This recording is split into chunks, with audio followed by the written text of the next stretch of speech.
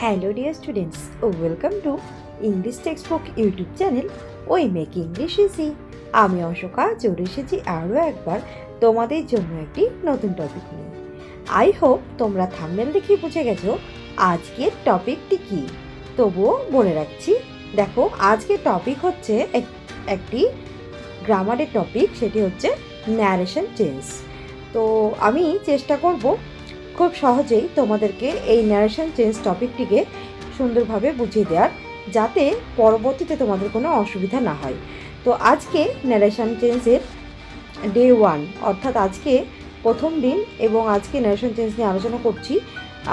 তো এত বড় একটা টপিক, এটা একটা ভিডিওতে কিন্তু সম্পূর্ণটা পড়া সম্ভব নয়।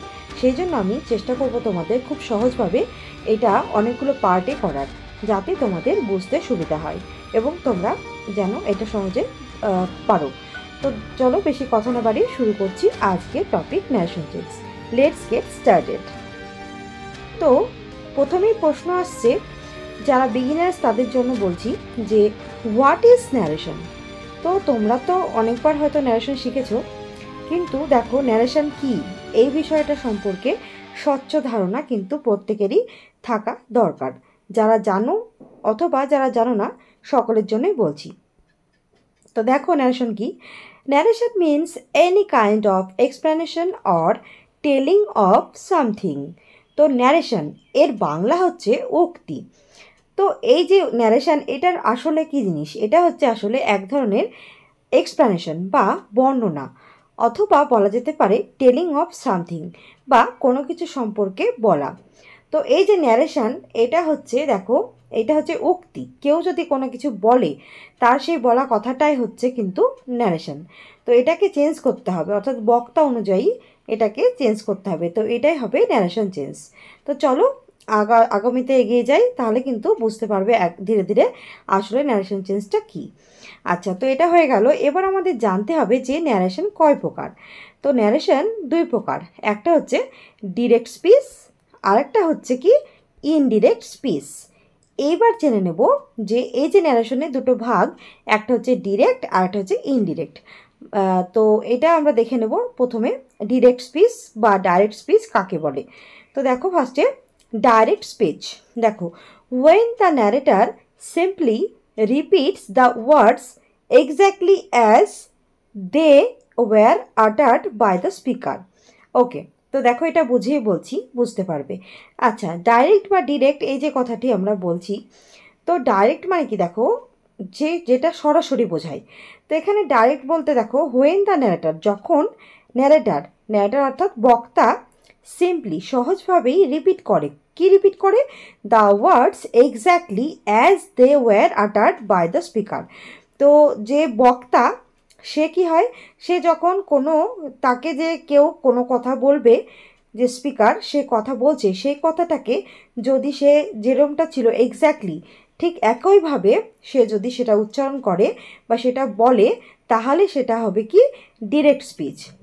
অর্থাৎ এটা দেখে বোঝা যাচ্ছে, যখন কোনো কথা, কারোর বলা কথা যদি সরাসরিভাবে অন্য কাউকে বলা হয় কোনো রকম পরিবর্তন না করে, তাহলে সেটা হবে ডিরেক্ট স্পিচ।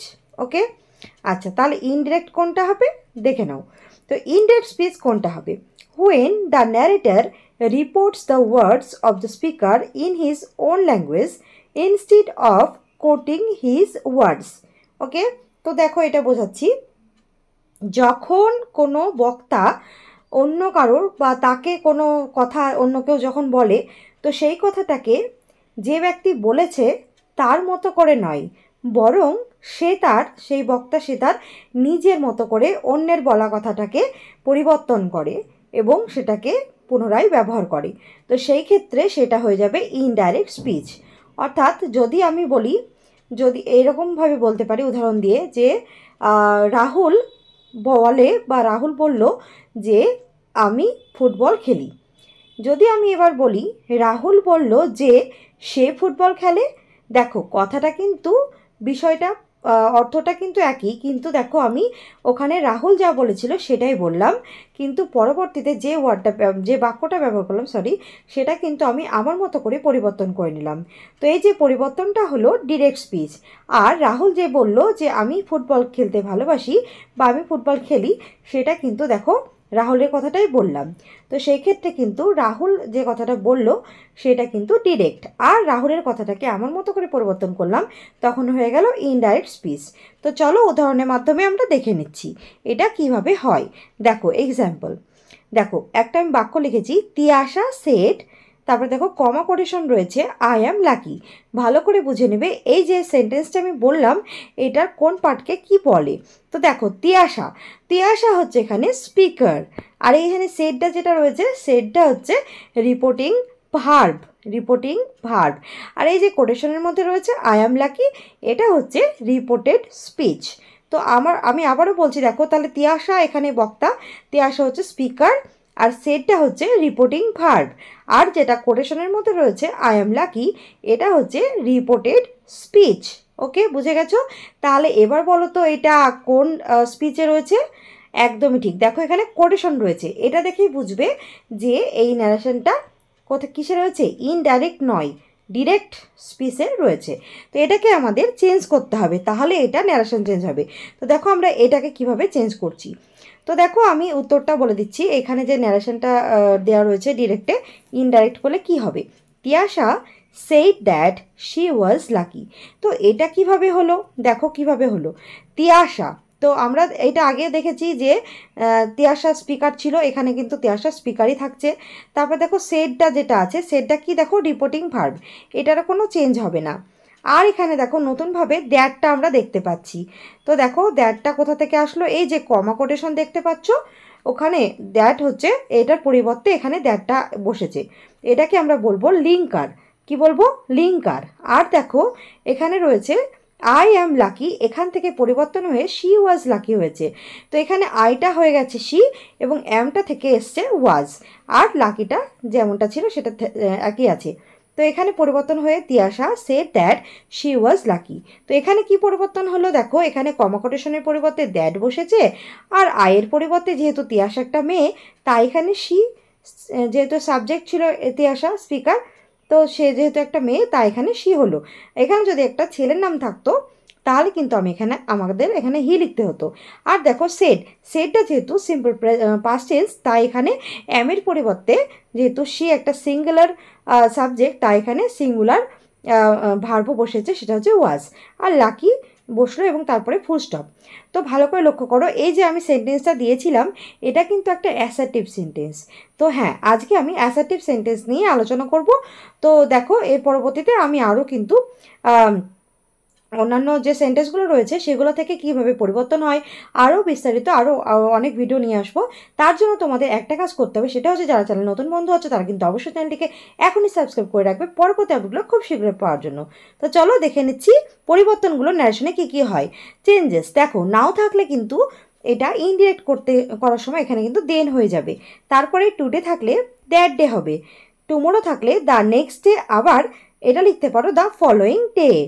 তারপরে দেখো ইয়েস্টারডে, এটার জন্য হবে the previous day. Tonight, এটার জন্য হবে দ্যাট নাইট। হেয়ার, হেয়ার থাকলে হবে দেয়ার। দিস থাকলে দ্যাট, কাম থাকলে গো। এগো থাকলে বিফোর, ইট অথবা দ্যাট এগুলো কিন্তু no change. The day before yesterday যদি থাকে তাহলে হবে 2 days বিফোর। তারপরে দেখো লাস্ট ডে, লাস্ট ডে, তারপর লাস্ট নাইট, এগুলো আমি অবলিক দিয়ে লিখেছি কারণ লাস্ট কথাটিকে আমি বারবার ব্যবহার করিনি। তার পরিবর্তে আমি কি করেছি, দেখো অবলিক দিয়েছি। লাস্ট ডে এটার জন্য কি লিখবে, the previous day. Last night এটার জন্য কি লিখবে, এটা লিখবে দ্য প্রিভিয়াস নাইট। ওকে, তারপরে দেখো লাস্ট উইক, এটা যদি থাকে তাহলে কি লিখবে, দ্য প্রিভিয়াস উইক। এবং যদি লাস্ট মান্থ থাকে ডিরেক্টে তাহলে কি করবে ইনডিরেক্টে, দ্য প্রিভিয়াস মান্থ। ওকে, আচ্ছা, আর যদি লাস্ট ইয়ার থাকে তাহলে কি করবে, তাহলে দ্য প্রিভিয়াস ইয়ার। এইভাবে কিন্তু তোমরা পরিবর্তন অবশ্যই করবে। আর যেটা হবে দেখো নেক্সট যদি থাকে, এখন শিখালাম লাস্ট, এবার শেখাবো নেক্সট। এবার নেক্সট যদি থাকে তাহলে কি করবে, দ্য ফলোয়িং ডে। ওকে, তারপর দেখো নেক্সট নাইট যদি থাকে এইভাবে কি লিখবে, দ্য ফলোয়িং নাইট। এইভাবে কিন্তু যদি নেক্সট থাকে তাহলে তোমরা কি লিখবে, দ্য ফলোয়িং লিখবে, এবং তারপরে যদি যেটা থাকবে সেটা অনুযায়ী এটা চেঞ্জ করবে। তো এই হচ্ছে মোটামুটি কিছু পরিবর্তনের নিয়ম। এটা কিন্তু ডিরেক্ট থেকে ইনডিরেক্ট যখন আমরা করব তখন আমাদেরকে এই চেঞ্জগুলোকে লিখতে হবে বা এগুলোকে মাথায় রাখতে হবে, এবং এইগুলো কিন্তু পরিবর্তন করার সময় কিন্তু তোমাদেরকে লিখতে হবে, নাহলে কিন্তু তোমার ন্যারেশনটা তুমি যতই ঠিকঠাকভাবে করো এইগুলো যদি সেম লিখে দাও তাহলে কিন্তু হবে না। দেখো এখানে সেম কী কী থাকবে, নো চেঞ্জ কোনটা হবে, ইট আর দ্যাট। তাছাড়া কিন্তু সবগুলোই মোটামুটি চেঞ্জ হচ্ছে, তো এটা তোমাদের মাথায় রাখতে হবে। তারপরে দেখো এবার আমি কি দেখো আমি কয়েকটা অ্যাসার্টিভ সেন্টেন্সের এক্সাম্পল রেখেছি যাতে তোমাদের বুঝতে সুবিধা হয়। তো দেখো ফার্স্টে যেটা কোয়েশ্চেন রয়েছে, I always say, comma quotation রয়েছে, আই লাইক বাটারফ্লাই। তো এইটা কি বলো তো, এটা ডিরেক্ট স্পিচে রয়েছে, তো এটাকে আমাকে পরিবর্তন করতে হবে কিসে, ইনডাইরেক্ট স্পিচে। তো দেখো আমি এটা অ্যান্সারটা বলে দিচ্ছি। তো অ্যান্সারটা কি হবে, দেখো আই এখানে স্পিকার, আইটা হলো, তারপরে অলওয়েজ সে এটা কিন্তু রিপোর্টিং ভার্ব, এটা অ্যাজ ইট ইজ থেকে গেল। তারপরে আমি বলেছিলাম কি, দেখো কমা কোটেশনের পরিবর্তে একটা লিঙ্কার বসবে, তো সেই লিঙ্কারটা এখানে কি বলো তো, দ্যাট, দ্যাট বসলো। তারপরে দেখো আই, আই এটা কিন্তু চেঞ্জ হলো না, কেন, কারণ এখানে আইটাই সাবজেক্ট, আইটা স্পিকার ছিল তাই জন্য আই বসলো। তারপরে যেহেতু এটা সেটা প্রেজেন্ট টেন্স তাই এখানে লাইক হয়েছে, এবং বাটারফ্লাইটা যেমনটা ছিল তেমনটাই বসে গেছে, এবং তারপরে ফুল স্টপ। সরি, ওপরে ডিরেক্টের কোটেশনটা দেওয়া হয়নি, তোমরা কিন্তু লিখে নেবে। তারপরে দেখো নেক্সটটা 2 নম্বরেরটা, ঈশা সেজ, দেখো তারপরে কমা কোটেশন রয়েছে, আই লাইক কফি। তো এখানে কিন্তু ঈশা একটা মেয়ে, তাহলে কী হবে বলো তো, এই যে আইটা দেখছো কোটেশনের মধ্যে, এই আইটা পরিবর্তন হবে, দিয়ে কি হবে, দেখো ঈশা যেহেতু মেয়ে তাই এখানটা শি হবে। তো দেখো এখানে আমি অ্যান্সারটা দিয়েছি, ঈশা সেইজ দ্যাট। কেন দ্যাট হলো, ওই যে লিঙ্কার বসলো কমা কোটেশনের জন্য, এবং আইটা চেঞ্জ হয়ে শি হয়ে গেছে, এবং এখানে যেহেতু সেজটা রয়েছে এবং সেটা রিপোর্টিং ভার্ব এবং সেটা প্রেজেন্ট টেন্সে রয়েছে, তাই আমার যেটা ইনডাইরেক্ট করার সময় যে রিপোর্টিং ভার্বটা কোটেশনের মধ্যে রয়েছে, রিপোর্টেড স্পিচের মধ্যে, তো সেটাও কিন্তু আমার প্রেজেন্ট টেন্স হবে, তাই জন্য লাইক থেকে লাইকস হয়ে গেছে, এবং তারপরে কফি হয়ে গেল, তারপরে ফুল স্টপ দেবে। মনে রাখবে অ্যাসার্টিভ সেন্টেন্স যখন তোমাকে নারেশন করতে দেওয়া হবে সেটা কিন্তু ভয়েস সেন্সের মতন, কিন্তু যে পাংচুয়েশন মার্ক থাকে সেটা কিন্তু এখানে চেঞ্জ হবে না, এখানে কিন্তু ফুল স্টপ বসবে, সে যেখানে এখানে যত রকমই যাই সেন্টেন্সই থাকুক। ওকে, দেখো 3 number, Snigdha will say I am okay. তো এটার অ্যান্সার কী হবে, স্নিগ্ধা উইল সে দ্যাট, এখানে স্নিগ্ধা মেয়ে তাই এখানে শি, এখানে present tense is okay. Next দেখো 4 নম্বরে, Rani said to Rohan I draw a picture. তো এখানটা দেখো অ্যান্সারটা কি হয়েছে, রানি টোল্ড, এখানে দেখো সেড টু এর পরিবর্তে আমরা টোল্ডটাকে ব্যবহার করব। তারপরে কি হবে, দেখো টোল্ডের পরে রোহান, যেহেতু নামের কোনো চেঞ্জ হয় না যেহেতু তো স্পিকারের ক্ষেত্রে, তো দেখো এখানে রানি টোল্ড রোহান, এখানে লিঙ্কার দ্যাট বসেছে, এবং তারপরে রানি যেহেতু স্পিকার তাই এখানে আই পরিবর্তন হয়ে কিন্তু শি। তারপরে ড্র, এখানে যেহেতু সেড রয়েছে এটা পাস্ট টেন্স তাই এখানে ডিউ হয়ে গেছে, এবং তারপরে এ পিকচার। ওকে, তারপরে লাস্টে ফুল স্টপ। এরপরে দেখো 5 নম্বর কি রয়েছে, father said to me, comma quotation, honesty is the best policy. তো এখানে লক্ষ্য করো যে রিপোর্টেড স্পিচ যেটা রয়েছে সেটা কিন্তু একটা চিরন্তন সত্য, তো honesty is the best policy এটা আমরা সকলেই জানি।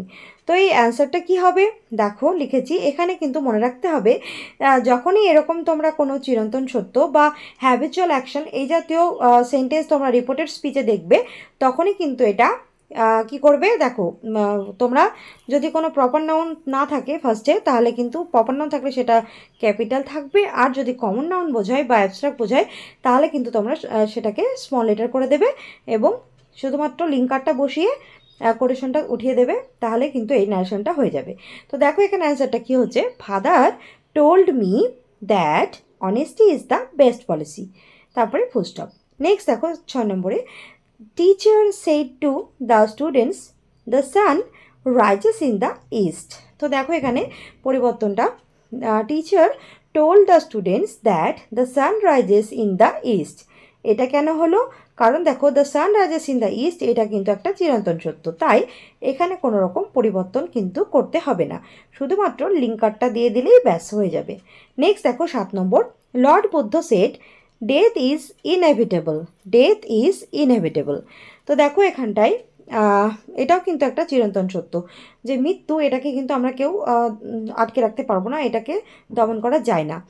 তো দেখো তো এখানেও কিন্তু সেই জন্য এটা চিরন্তন সত্য, তাই এখানে অ্যান্সারটা হচ্ছে lord Buddha said that death is inevitable.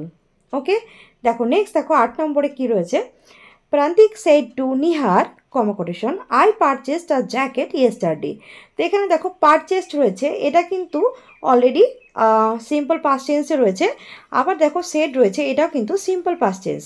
তো আমাদের অ্যান্সারটা কি হবে দেখে নাও, প্রান্তিক টোল্ড নিহার দ্যাট, এখানে প্রান্তিক যেহেতু সাবজেক্ট স্পিকার সরি, তো এখানে দেখো প্রান্তিকের জন্য এখানে হিটা হয়েছে, এবং দেখো এখানে পারচেস ছিল, এটা কিন্তু অলরেডি সিম্পল পাস্ট, তাই এখানে পারফেক্ট টেন্সটা হবে হ্যাড পারচেসড আ জ্যাকেট।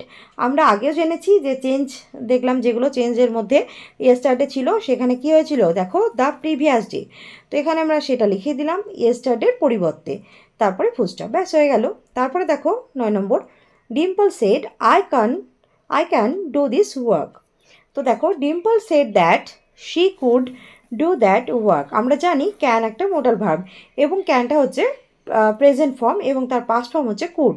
তো আমরা যেহেতু এখানে সেড ছিল, তাই এখানে আমরা কুডটাকে ইউজ করলাম।